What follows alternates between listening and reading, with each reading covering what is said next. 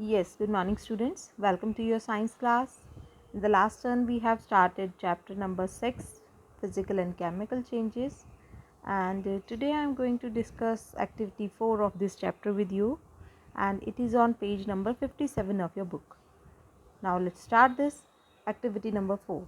To show that burning of magnesium metal is a chemical change. इसमें हम show करेंगे कि जो burning है magnesium metal की, it is a chemical change, and things needed to show this is a thin strip of magnesium ribbon.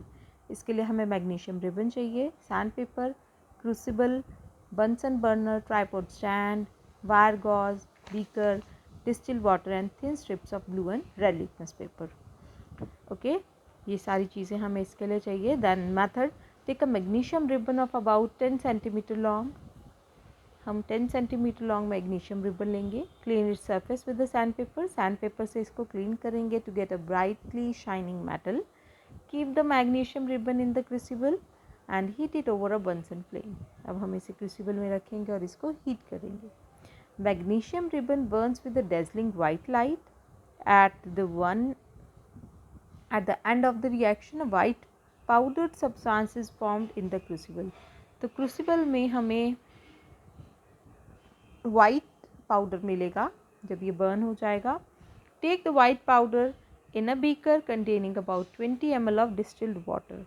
अब हम इस वाइट पाउडर को लेंगे एंड इसको डिस्टिल्ड वाटर में, एक बीकर में डिस्टिल्ड वाटर में ऐड ऑन कर देंगे, जिसमें हम 20 ml डिस्टिल्ड वाटर ले रहे हैं. उसके अंदर हम ये जो पाउडर है मिक्स कर देंगे. स्टर करेंगे थॉरोली जिससे कि ये डिज़ोल्व हो जाए. और इस सॉल्यूशन को हम टेस्ट करेंगे blue and red litmus paper से. एंड वी ऑब्जर्व दैट जो मैग्नीशियम रिबन है it Burns with a dazzling white light. ठीक है, इस तरह से ये बर्न करता है. और जो वाइट पाउडर है it looks entirely different from the magnesium ribbon. Blue litmus paper इसमें कुछ चेंजेस हम उसमें ऑब्जर्व नहीं करेंगे, but we observe that red litmus paper is changed to blue. It indicates that जो solution है magnesium oxide का it is basic in nature. जब हमने इसको dissolve किया है water में then we test that. Okay, so discussion: when magnesium ribbon burns in air it comes with oxygen to form a new substance. कि वहाँ पर क्या form हुआ है, white powder form हुआ है magnesium oxide, and this change can be represented by the following equation.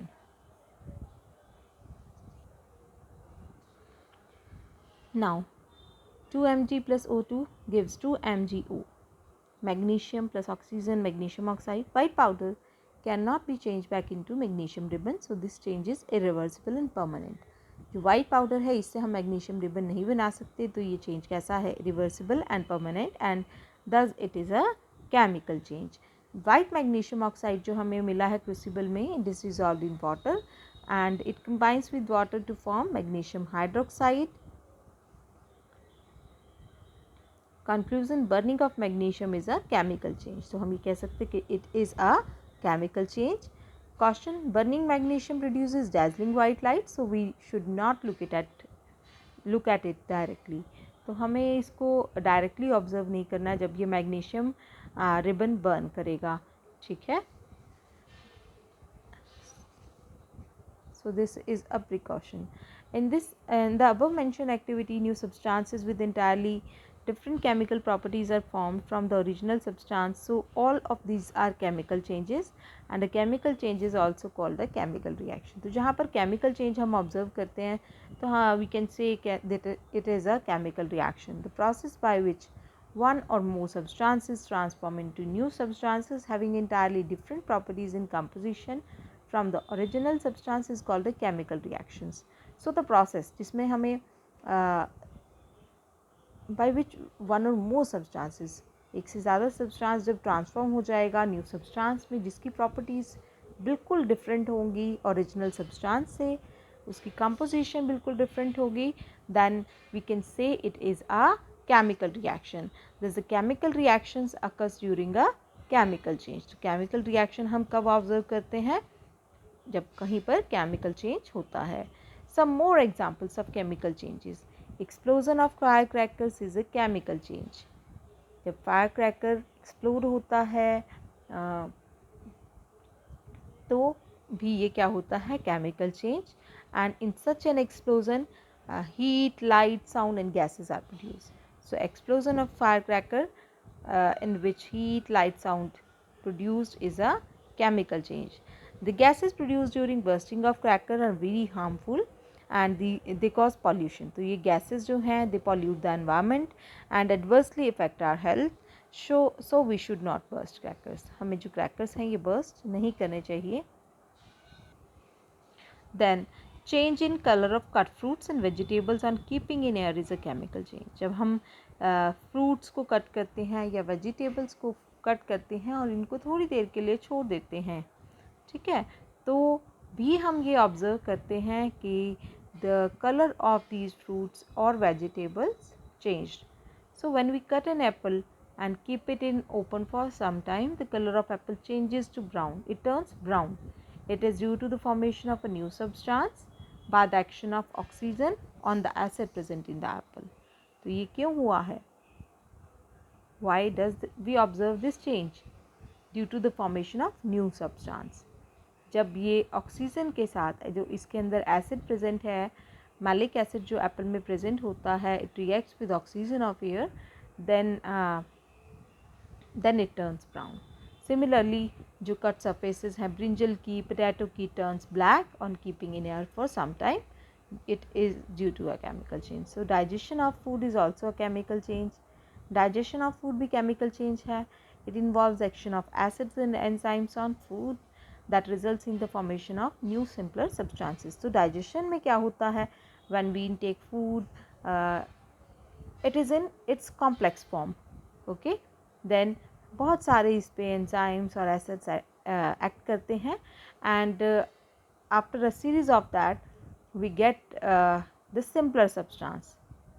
Okay, we get simpler substance we can जो हमारी body absorb कर लेती है, ठीक है. तो digestion of food is a process in which complex substances are changed to simpler substances by the action of acids and enzymes, ठीक है. एंड जो सिंपलर सब्सटेंसेस दे आर इनकी जो प्रॉपर्टीज़ हैं they are entirely different from the original substance जो हम intake करते हैं.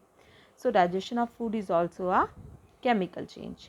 Germination of seeds, cooking of food, respiration in living organisms, formation of curd from milk, spoilage of food, burning of fuels like wood, coal, kerosene, LPG and petrol, burning of dry leaves, wax, candle, incestic and rusting of iron. They are some examples of chemical changes. तो ये सारे examples भी हमारे chemical change ही show करते हैं. जैसे seed germinate हो जाता है, फूड को कुक कर लेते हैं, कोई लिविंग ऑर्गेनिज्म रिस्पायर कर रहा है, या कर्ड फॉर्म हो रही है मिल्क से. Food, spoilage of food, that means जो फूड है ये स्पॉइल हो गया, ख़राब हो गया. Burning of fuels like wood, coal, kerosene. Fuels को जब हम बर्न करते हैं they are all the cases of chemical changes. Burning of dry leaves, burning of wax and incesting, rusting of iron, they are all chemical changes. So characteristics of chemical changes are during a chemical change one or more new substances are formed. जब भी chemical change होगा तो new substance form होंगे. Chemical changes are generally permanent, they are permanent, generally permanent. जैसे जो chemical change है it cannot be reversed by simple physical methods. तो हम ये कह सकते हैं it is irreversible in nature. During a chemical change, net change in energy takes place. A large amount of energy is either emitted or absorbed in the form of heat or light. जब इसमें हम energy changes observe करते हैं chemical change के time पर, या तो energy absorb होगी या फिर प्रोड्यूस होगी. For example, burning of fuel produces a large amount of heat. जब फ्यूल बर्न होता है तो बहुत ज़्यादा हीट प्रोड्यूस होती है. During the process of photosynthesis के टाइम पर जो ग्रीन पार्ट्स हैं प्लांट के, they absorb solar energy and plants use this energy to make their food. So during the process of photosynthesis energy is needed and during burning of fuel energies heat is produced. Okay,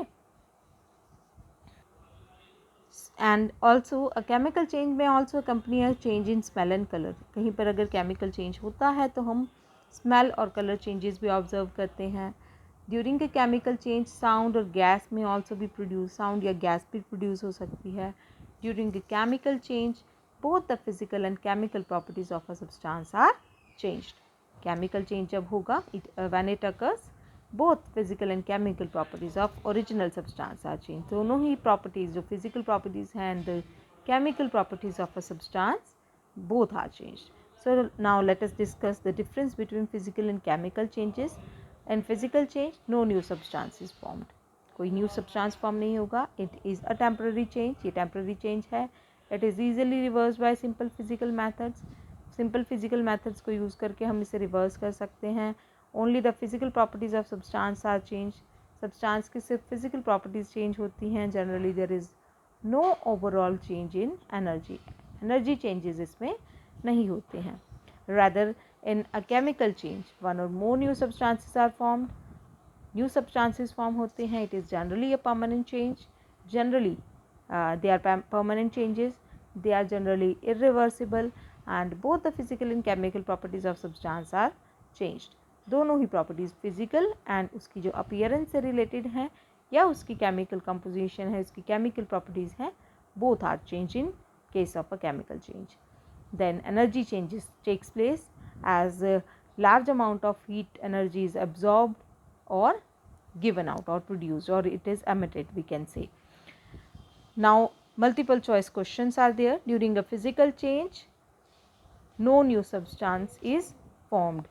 When copper sulfate solution react with iron, the new substance formed is iron sulfate.